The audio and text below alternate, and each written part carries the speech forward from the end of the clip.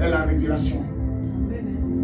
En d'autres termes, gloire à Jésus, l'arche de Noé s'est reposée le mois de Nissan ou de Abib, qui est le 7e, qui est le mois d'avril correspondant au calendrier grégorien, notre calendrier. Et la Bible dit, le 17e jour, c'est là que Noé est sorti de l'arche. Le 17e jour. Lorsque vous lisez la Bible dit que c'est le 14e jour, amen, que Jésus a été crucifié. Alléluia. Et c'est 3 jours plus tard que Jésus est ressuscité. C'est le 17e jour que Jésus, quand Dieu faisait ça, il prophétisait la résurrection de Jésus. Alléluia. Dieu est en train de dire au jour de la résurrection de Jésus, ta malédiction a été renversée. Je t'annonce que toutes les malédictions familiales sont renversées au nom de Jésus. Elles sont renversées au nom de Jésus. Accueille ça à la fois. Les malédictions proclamées sur ta vie, les mauvaises paroles déclarées sur ta vie, écoute-moi bien, sont nulles et sans effet à cause du sang de Jésus qui est versé à la croix pour toi. Il faut savoir saisir les choses et puis parler. Dieu l'a déjà réalisé pour toi. Les malédictions issues de la colère de Dieu. Dieu étant plus grand que les êtres humains. La malédiction ou les malédictions issues de la colère de Dieu ont frappé Jésus, ont frappé l'arche. Mais tous ceux qui étaient dans l'arche n'ont pas été touchés. Mais tous ceux en dehors de l'arche ont péri. Car Dieu a tant aimé son Fils, du moins le monde, qu'il a donné son Fils, afin que quiconque croit en lui ne périsse. Souvent, les gens ont peur du diable. Mais le diable, il est le moindre de tes problèmes. Il est le moindre de tes problèmes. Il est certes ton premier ennemi, mais il est le moindre de tes problèmes. Parce que tu sais quoi? À la résurrection de Jésus, amen, il avait en réalité déjà vaincu le diable à la croix. Amen. Ça avait déjà été fait. Le diable, les démons, les sorciers, en réalité, ils ont déjà été débouchés, désarmés. Quels que soient les assauts qui vont lever contre toi, si tu sais te tenir dans le sang de Jésus et parler le sang de Jésus, de suite, Satan va se retirer. Amen. Écoute-moi bien. Dans le Nouveau Testament, en Apocalypse, le dernier livre de la Bible, tu as parlé d'abord du diable comme d'un accusateur. Je veux revenir sur ce que je t'ai dit. Avant de détruire quelqu'un, tu as d'abord pris soin de l'accuser. Il y a d'abord une accusation qui a été formulée contre sa vie, sur la base de laquelle tu sévis contre la personne. Alléluia. Mais si une accusation n'aboutit pas à une condamnation, c'est que cette accusation est nulle. On juge quelqu'un sur la base d'une accusation et on condamne la personne en termes de punition. Alléluia. Le diable veut te punir, voler, détruire et égorger. C'est ce que lui veut faire. Mais quand Dieu te dit que c'est un accusateur, ça voudrait dire qu'il ne peut pas faire ça si d'abord, auparavant, il n'a pas trouvé un moyen de t'accuser. Alléluia. Et toute accusation aboutit à une condamnation. Si toutefois, cette accusation a trouvé un avocat qui est capable de te défendre pour l'annuler, pour annuler la puissance de l'accusation. Tu sais quoi? Lorsque Dieu a pris Jésus et qu'il a sacrifié pour toi, ce Jésus, en ressuscitant, te donne une nouvelle vie à partir de laquelle et sur laquelle Satan ne peut trouver aucune accusation contre toi. La résurrection de Jésus te donne une nouvelle vie à partir de laquelle Satan ne peut pas t'accuser. Et le porteur de cette vie a dit ceci: le prince de ce monde vient et il ne trouvera rien en moi qui lui appartienne pour pouvoir me le réclamer. C'est cette vie que tu as reçue. Jésus est la vie, la résurrection. Jésus est le chemin, la vie et la vérité. Alléluia. Et tu reçois Jésus, tu reçois la vie que personne ne peut détruire. Je te fais juste un cours de théologie. La Bible dit, pour ceux qui sont un peu plus hauts, la Bible dit, amen, avant que Jésus ne vienne, il y avait, amen, une prêtrise. Il y avait un temple où il y avait des prêtres. Gloire à Jésus. Qui travaillaient, on appelle ça le sacerdoce. Un sacerdoce.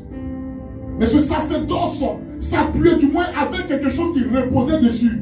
Dieu a donné une loi, ce que tu appelles la loi de Moïse. Et les prêtres et les grands prêtres, les sacrificateurs, amen, exerçaient leur sacerdoce sur la base de cette loi. Tout le monde devait respecter la loi. C'est en raison de cette loi, amen, que leur sacerdoce avait de la valeur. Sauf qu'à un moment donné, Dieu a dit, amen, qu'un autre prêtre va venir. Quand cet autre prêtre va venir, il va exercer un sacerdoce qui est différent du sacerdoce prescrit par la loi de Moïse. Ce prêtre, amen, il sera exceptionnel. Il sera différent. Alléluia. Lorsqu'il viendra, amen, lui, son sacerdoce va reposer sur quelque chose.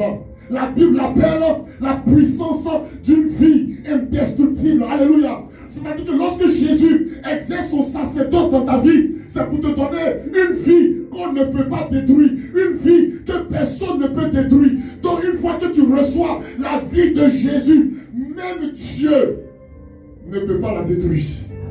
Amen. Amen. Parce que si Dieu détruit la vie qui est en toi, il se détruit lui-même. C'est sa propre vie qui t'a donné. Amen. La vie que tu as reçue, tu reçois. Personne, je dis bien personne, ne peut la détruire, car lorsque le sang de Jésus est versé, son sang a annoncé une nouvelle vie, une nouvelle naissance, a annoncé une nouvelle vie, une nouvelle naissance. Et cette nouvelle vie, tu l'as reçue en croyant en Jésus de Nazareth. Tu as reçu cette vie. N'aie pas peur de tes adversaires. Tu es en sécurité auprès de Dieu. Tu es en sécurité dans l'arche de Dieu. Tu es en sécurité en Christ Jésus. Alléluia. Il n'y a plus aucune malédiction pour ta vie. Il n'y a plus aucune condamnation pour ta vie. Romains chapitre 8 verset 1. Car il n'y a plus aucune condamnation pour ceux qui sont en Jésus-Christ. Car la loi de l'esprit de vie m'a affranchi de la loi du péché et de la mort. Est-ce que tu sais que Satan ne peut pas te faire mourir? Est-ce que tu sais qu'aucun démon ne peut te faire mourir? Ok. C'est pourquoi Dieu veut que tu te réjouisses tout le temps. Il dit tout le temps sois en joie. C'est pourquoi j'ai fait exprès pour ne pas ouvrir des fenêtres à côté, pour ne pas que tu regardes les circonstances. Arrête de promener tes regards pour regarder les circonstances, les situations. Alléluia. Lève toujours les yeux. C'est pourquoi j'ai ouvert une fenêtre pour que tu regardes en haut. Alléluia. C'est assez extraordinaire. L'arche de Noé avait 3 étages. 3 étages. S'il te plaît, 3 étages. Et qu'est-ce que tu fais? Il met la fenêtre en haut. Si tu veux regarder le ciel, si tu veux voir, monte simplement. Alléluia. Prends de la hauteur. Prends de la hauteur au-dessus de tes circonstances. Prends de la hauteur au-dessus des situations. Il ne faut pas raisonner avec un raisonnement humain. Tu as reçu une vie que personne ne peut détruire. Une vie qu'aucune circonstance, situation, aucune maladie, aucun fléau ne peut détruire. Qu'est-ce que Dieu dit quand il continue dans l'une de Genèse et Exode chapitre 12? Il dit, et lorsque l'ange destructeur passera,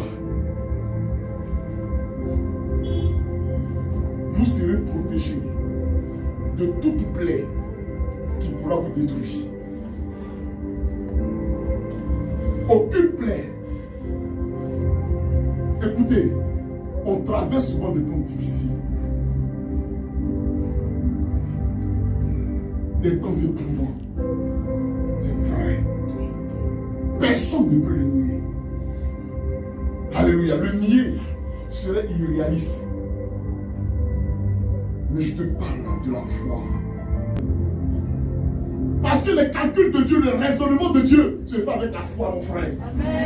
Amen. Parce que quand tu prends le Dieu Père, tu prends le Dieu Fils, tu prends le Dieu Saint-Esprit, tu diras il y a 3 dieux. Mais en réalité, ce n'est que le seul et même Dieu. Alléluia. Gloire à Jésus. Ce n'est que le seul et même Dieu. C'est pourquoi vous savez quoi? Quand les gens sont dans le monde, ils font des calculs mondains. S'il y a Dieu le Père, il y a Dieu le Fils, il y a Dieu le Saint-Esprit, vous voulez dire, Amen, que vous avez 3 dieux. Alléluia. Mais la foi dit que quand je prends Dieu le Père, Dieu le Fils et Dieu le Saint-Esprit, Amen, c'est toujours le seul Dieu. Alléluia. 1 plus 1 plus 1 est égal à 1. C'est assez bizarre, mon frère. Quand les choses se passent autour de toi, ne prends pas tes raisonnements pour régler les problèmes, mon frère. Quand c'est trop compliqué, Amen, que tu as fait tous tes calculs et que ça ne tombe pas, il faut mettre plus la foi. Point. Et puis tu t'assois ensuite. Et c'est un miracle de Dieu. Alléluia. J'ai lu le livre de 1 Pierre. Et la Bible dit qu'un jour aux yeux de Dieu est comme 1000 ans. Et 1000 ans aux yeux de Dieu est comme un jour. Vous savez ce que j'ai fait? J'ai commencé à chercher des paramètres pour résoudre une équation. Amen. À 2 inconnus.